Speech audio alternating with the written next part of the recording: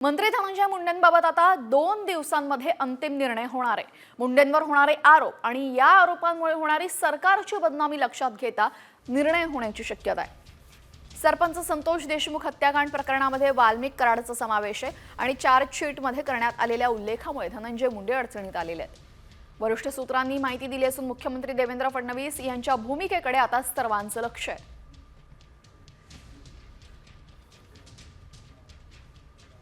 या संदर्भात अधिक माहितीसाठी आमचे प्रतिनिधी गणेश कवडे आपल्यासोबत जोडले गेलेले आहेत। गणेश, एकूणच धनंजय मुंडे यांच्यामुळे सरकारची बदनामी होत असल्याची माहिती समोर आलेली आहे आणि त्याचमुळे पुढील 2 दिवसांमध्ये मोठा निर्णय होण्याची शक्यता आहे। काय घडू शकतं?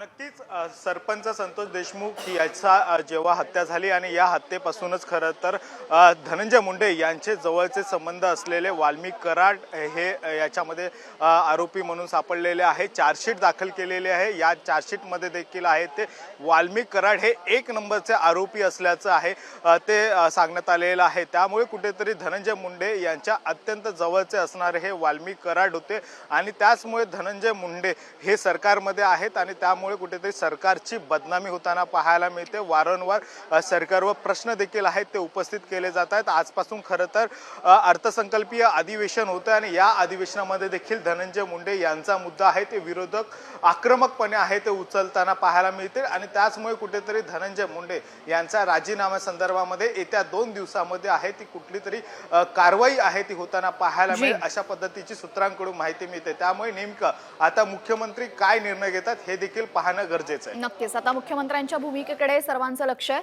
धन्यवाद गणेश, आपण दिलेल्या सविस्तर माहितीबद्दल।